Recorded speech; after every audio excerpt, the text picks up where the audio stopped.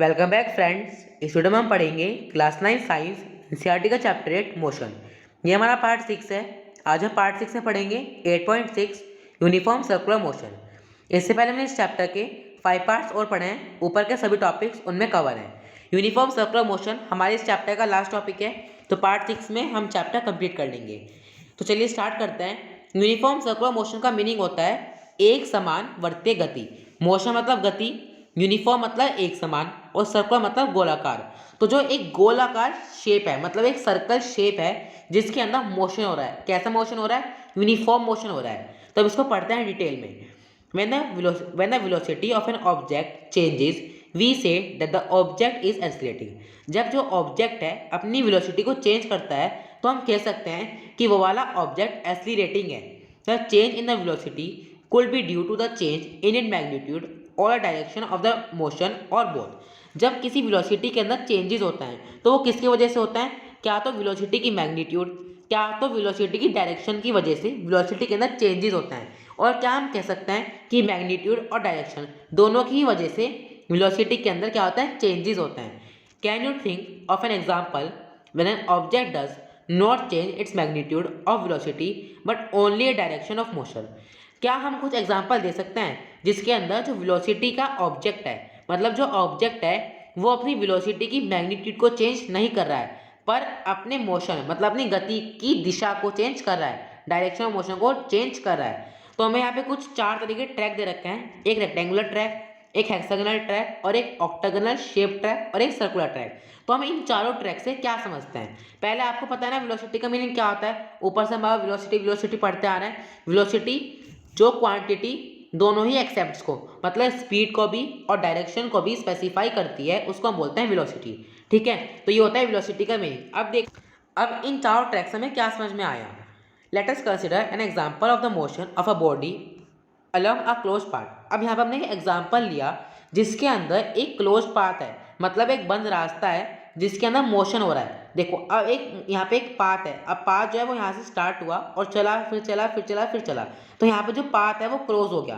तो जो रास्ता है ये एक तरह का रास्ता है। इसके अंदर जो बॉडी है, कोई बॉडी है वो गति में मतलब मोशन कर रही है। शो द फिगर 8.9 का जो फर्स्ट वाला पाथ है, कौन सा है? रेक्टेंगुलर पाथ है। वो हमें शो करता है the path of an athlete. Athlete कौन होते हैं? जो खिलाड़ी होते हैं उन्हें बोलते हैं एथलीट, या फिर आप बोल सकते हो कोई भी जो पर्सन है उसे हम बोलते हैं athlete. Show the path of an athlete along a rectangular track. अब जो एथलीट है वो एक रेक्टेंगुलर ट्रैक, मतलब ABCD इन चारों ट्रैक पे यहाँ से यहाँ ऐसे रन कर रहा है, मतलब दौड़ रहा है। Let us assume that the athlete run at uniform speed. अब सोचो कि जो एथलीट है, जो खिलाड़ी है, वो यूनिफॉर्म स्पीड के साथ दौड़ रहा है एक स्ट्रेट पाथ पे। स्ट्रेट पाथ से मतलब पहले AB पे, फिर BC पे, ये AB हो गया, फिर BC हो गया, और फिर CD, और फिर DA। मतलब स्ट्रेट पाथ पे वो क्या कर रहा है? रन कर रहा है in order to keep himself on a track. तो उसको जो ट्रैक पे रहना है, अगर वो यहाँ से देखो, अब ये A है, ये B है, ये C है और ये D है। अगर वो यहाँ से मुड़ेगा नहीं तो क्या कर चला जाएगा? वो ट्रैक से बाहर चला जाएगा। तो ट्रैक के अंदर रहने के लिए वो क्या कर रहा है? अपनी स्पीड जो है वो कॉर्नर पे चेंज कर रहा है। Quickly changes his speed at the corner. तो जो कॉर्नर आता है ना, जैसे कि ABCD, ये क्या है? कॉर्नर भी है। तो कॉर्नर पे अपनी स्पीड को चेंज कर रहा है। How many times will the athlete, कितनी बार जो खिलाड़ी है वो अपनी स्पीड को चेंज करेगा एक राउंड लगाने के लिए? तो इसका आंसर क्या है? 4। देखो अब ABCD, अब यहाँ पे रेक्टेंगल है। अब जो खिलाड़ी है वो यहाँ से स्टार्ट हुआ, तो वो कितनी बार, अब उसे यहाँ पे वापस आना है, तो वो कितनी बार मुड़ेगा? एक बार यहाँ से मुड़ा, फिर यहाँ से मुड़ा, फिर इस साइड से, और फिर यहाँ से। तो वो 4 बार मुड़ा। तो इसका आंसर क्या है? इट इज़ क्लियर, ये बिल्कुल साफ है कि रेक्टेंगुलर ट्रैक पे एक राउंड करने के लिए जो खिलाड़ी है ही हैज़ टू चेंज, जो वो है वो कितनी क्या करेगा? अपनी डायरेक्शन को कितनी बार चेंज करेगा? 4 टाइम्स चेंज करेगा। नाउ सपोज करो कि रेक्टेंगुलर ट्रैक की जगह यहाँ पे एक तरह का हेक्सागोनल शेप ट्रैक है, जो हमने पढ़ा था ना यहाँ पे हेक्सागोनल, इस तरह का कोई ट्रैक है। तो यहाँ पे उन्होंने पूछा है कि जो ABCDEF है एज शोन इन फिगर 8.9 का जो B पार्ट है, मतलब जो ये वाला पार्ट है, इसके अंदर जो ABCDEF है, इसके अंदर यहाँ पे जो एथलीट है इन दिस सिचुएशन, इस वाले सिचुएशन में जो एथलीट है वो अपनी डायरेक्शन को कितनी बार चेंज करेगा, तो इसका आंसर है 6 टाइम्स। वो एक राउंड कवर करने के लिए 6 टाइम चेंज करेगा, क्योंकि जो हेक्सागोनल शेप होती है उसके अंदर कितनी शेप होती है, मतलब उसके अंदर कितनी डायरेक्शन होती है, 6 टाइम्स होती है।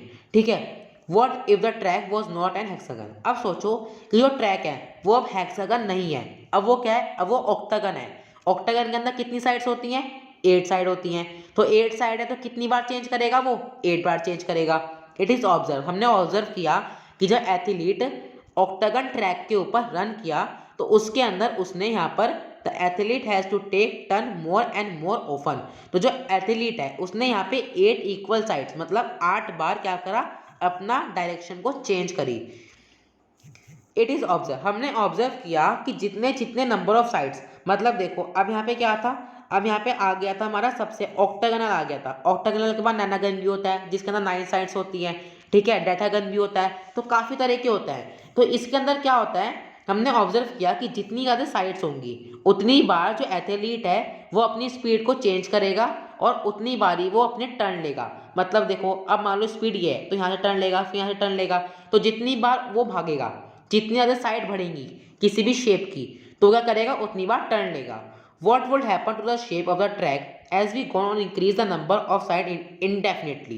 अगर हम जो देखो अब जो ये शेप है, अगर हम इस वाली शेप का जो साइड्स है, साइड मतलब ई एफ ये क्या है, साइड्स हैं। अगर हम साइड्स बहुत ज़्यादा कर दें, जैसे जो यहाँ पे ऑक्टेनगल में कितनी हो गई, 8 साइड्स हैं, 1 2 3 4 5 6 7 8, ऐसी हम साइड्स को बढ़ा दें, मतलब इनडेफिनेटली, जो अगर हम इतनी साइड्स को बना दें तो शेप क्या बन जाएगी, हमारी शेप हमारी सर्कल बन जाएगी। इफ़ यू डू दिस, अगर आप ऐसा करते हो, यू विल नोटिस, आप नोटिस करोगे जो शेप है, जो ट्रैक है, जो ये ट्रैक बनेगा हमारा, जो इस वाले ट्रैक की जो शेप होगी वो यहाँ पे एक सर्कल की शेप ले लेगी। And the length of each side will decrease at the point, और हर एक पॉइंट पे जो साइड है वो छोटी छोटी छोटी होती चली जाएगी। If the athlete move with the velocity of constant magnitude along the circular path, अगर जो एथलीट है, जो खिलाड़ी है, वो दौड़ेगा, मूव करेगा वेलोसिटी ऑफ कांस्टेंट, एक कांस्टेंट वेलोसिटी पे एक सर्कुलर पाथ पे, तो उसके अंदर क्या चेंज आएगा, बस उसके अंदर the only change in is velocity, जो एथलीट है उसकी वेलोसिटी में क्या चेंज आएगा, उसकी वेलोसिटी में डायरेक्शन ऑफ मोशन का चेंज आएगा। The motion of the athlete moving along a circular path is therefore, तो जो मोशन है, जो एथलीट का जो मोशन है वो क्या कर रहा है, एक सर्कुलर पाथ पे मूव कर रहा है। देयरफॉर इसलिए हम कह सकते हैं कि ये एक तरह का एक्सीलरेटेड मोशन का एग्जाम्पल हुआ। ठीक है, आपको समझ में आ गया ना, इसका मतलब क्या हुआ, जिस तरीके से साइड्स बढ़ती जाएंगी आपकी। अब मान लो ये रेक्टेंगुलर था, इसके अंदर सिर्फ उसे 4 बार टर्न करना पड़ा, यहाँ पे हेक्सागोनल में 6 बार टर्न करना पड़ा, क्योंकि यहाँ पे 4 साइड्स थी, यहाँ पे 6 साइड्स हैं, यहाँ पे 8 साइड्स हैं। ऐसी जो साइड्स है बढ़ती जा रही है, 9 10 अनलिमिटेड साइड्स, मतलब इनडेफिनेटली साइड्स हो गई, तो उसे इनडेफिनेटली बार टर्न करना पड़ेगा। तो एक पोजीशन ऐसी आएगी, एक स्टेज ऐसी आएगी कि जो शेप है, जो उस वाली शेप है वो एक सर्कल बन जाएगी। ठीक है। We know that the circumference of a circle of radius r, हम जानते हैं कि जो सर्कमफ्रेंस ऑफ सर्कल होता है वो क्या होता है, 2 पाई आर। जो एथलीट है, अगर हम इफ द एथलीट टेक, अगर जो एथलीट है, जो खिलाड़ी है, वो सेकेंड्स ले टी, और टू गो 1 राउंड, एक राउंड को घूमने के लिए उसने सेकंड्स क्या लिया, टी लिया, रेडियस क्या ली, आर ली, और स्पीड क्या ली, वी ली, तो फॉर्मूला क्या तैयार होगा, v is equal to 2 pi r upon t. आपको ये तो पता ही होगा ना, सर्कमफ्रेंस ऑफ अ सर्कल क्या होता है, 2 पाई आर, हमने मैथ्स में पढ़ा है, ये कांस्टेंट है। v is equal to 2 pi r upon t. ठीक है। When an object move in a circular path, अब यहाँ पे डिफाइन लिखा हुआ है किसका, यूनिफॉर्म सर्कुलर मोशन का। This is very very important.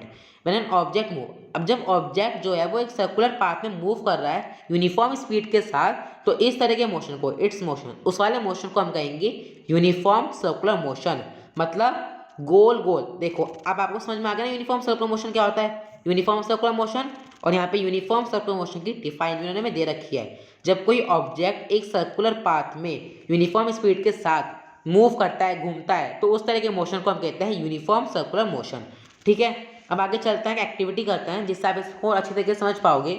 हमें यहाँ पे क्या लेना है, एक थ्रेड, मतलब एक धागा लेना है। ठीक है, एक धागा ले लो, और उसके जो एंड है, ये धागा है, अब इसकी यहाँ पे जो एंड है, इस पे एक छोटा सा पत्थर को बांध दो। मूव द स्टोन इट, अब कुछ इस तरीके, जैसे यहाँ पे एक पर्सन खड़ा है ना, ये अपने चारों तरफ घुमा रहा है ऐसे गोल गोल धागे को, तो इस तरीके से आपको घुमाना है। ठीक है, with constant speed at another and. कैसी स्पीड से? कॉन्स्टेंट स्पीड मतलब एक जैसी स्पीड से, by holding the thread eight other hand, और दूसरे हाथ से आप थ्रेड को पकड़ लेना और तेज उसको एक कॉन्स्टेंट स्पीड से घुमाना। Now let the stone go bye releasing the thread. अगर जो स्टोन है, अब जो यहाँ पे थ्रेड में लगा हुआ स्टोन है, अगर वो रिलीज हो रहा है, अगर वो थ्रेड से निकल रहा है तो उसको निकलने दो। कैन यू टेल, क्या बता सकते हो कि जो स्टोन है वो किस डायरेक्शन में किया? जब वो रिलीज हो रहा था, जब वो निकल रहा था, तो वो किस डायरेक्शन में जा रहा था? Bye repeating the activity. अब इस वाली एक्टिविटी को काफ़ी बार रिपीट करने से जब जो स्टोन है वो रिलीज होगा। जो स्टोन है, देखो अब आपने एक बार रिलीज किया तो वो कहीं और जाएगा, अब आपने उसको अगली बार रिलीज किया तो वो तो ऐसे कहीं और जाएगा। तो इस तरीके से आप जितनी बार करोगे ऐसी जो स्टोन है वो रिलीज होता रहेगा। तो उसकी जो पोजीशन है वो क्या क्या निकल के आई, और उस चीज़ का आंसर हमें यहाँ पे मिलेगा। If you carefully note on being release the stone move an over straight line. अगर आपने बहुत ध्यान से नोट किया हो, जिस टाइम पे जो स्टोन है वो रिलीज हुआ था धागे में से, स्ट्रेट लाइन में से, टेंजेंटिकल तो circular path along a straight line tangential, तो वो बिल्कुल सीधी लाइन में सर्कुलर पाथ में ही घूम रहा था जब वो धागे से निकल चुका था। दिस इज बिकॉज, ऐसा इसलिए हुआ, once the stone is release, एक बार जब स्टोन रिलीज हो गया, इट कंटिन्यूस मूव, वो लगातार मूव करता रहेगा एलोंग अ डायरेक्शन, उसी डायरेक्शन में जिस डायरेक्शन में वो पहले घूम रहा था। आप उसे मान लो राइट साइड पे लगातार घुमा देते, तो जब वो रिलीज हो जाएगा ना तो उसी डायरेक्शन में वो घूमता रहेगा। दिस शो, ये हमें शो करता है कि जो मोशन, जो डायरेक्शन है वो हर एक पॉइंट पे चेंज होती है। जैसे कि जब स्टोन जो है वो, जब जो स्टोन है वो घूम रहा है एक सर्कुलर पाथ पर, एक गोल पाथ पर। व्हेन एन एथलीट थ्रो, अब अगर आपको इसको अच्छे से समझ में ना आया हो तो यहाँ पे एक और एग्जांपल दे रखा है। एक एथलीट है, खिलाड़ी है, जिसने यहाँ पे हैमर को या फिर डिस्कस को यहाँ पे क्या क्या थ्रो किया, मतलब फेंका, इन अ स्पोर्ट्स मीट। ही और शी, अब जो भी है वो, उसने क्या किया, होल्ड कर रखा है हैमर को या फिर डिस्कस को अपने हाथ में। Give it a circular motion, और उसे एक तरह का सर्कुलर मोशन दिया, मतलब एक तरह का गोलाकार मोशन दिया अपने आप की, अपनी बॉडी को रोटेट करके। Once release in the desired direction, एक बार जो हैमर है या फिर जो डिस्कस है वो एक डिजायर्ड डायरेक्शन में रिलीज हो गया, it in which it was moving in the time it वो रिलीज, जिस टाइम पे वो रिलीज हो रहा था, जिस टाइम पे वो हाथ से छूट रहा था, उस टाइम पे वो जिस तरीके से घूम रहा था उसी टाइम पे वो लगातार घूमता रहेगा। Just like the piece of a stone, जिस तरीके से ऊपर आपने स्टोन घुमाया था ना, उसी तरीके से जो डिस्कस है वो भी घूमता रहेगा। किस डिस्कस किस तरीके से घूमता रहेगा?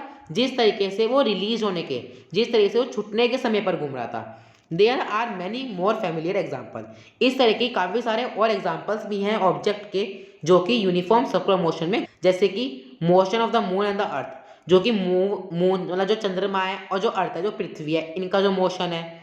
सैटेलाइट है जो कि सर्कुलर ऑर्बिट पे अर्थ के चारों तरफ जो सर्कुलर ऑर्बिट पे घूमती रहती है। अ cyclist on a circular track, और जो साइक्लिस्ट होते हैं वो क्या घूमते रहता है, एक गोल ट्रैक पे एक कांस्टेंट स्पीड पे। तो देखो अब इस वाले एग्जांपल से आप इसको अच्छे से समझ पाओगे। अ साइक्लिस्ट, जो साइकिल चलाने वाले होते हैं साइक्लिस्ट, वो अपने गोल ट्रैक पे, उनका ऐसा ट्रैक होता है ना, अपने गोल ट्रैक पे कांस्टेंट स्पीड पे लगातार घूमते रहते हैं। तो इसी चीज को यहाँ पे इन्होंने हमें बता रखा है कि, और ऐसे कई सारे एग्जाम्पल्स हैं। तो इसी के साथ यहाँ पे हमारा चैप्टर 8 मोशन कंप्लीट हो जाएगा। अगर आपको चैप्टर 8 मोशन समझ में आया हो तो कमेंट बॉक्स में ज़रूर बताना, वीडियो को लाइक करना, चैनल को सब्सक्राइब करना। मिलता है चैप्टर 9 के साथ। Thank you for watching.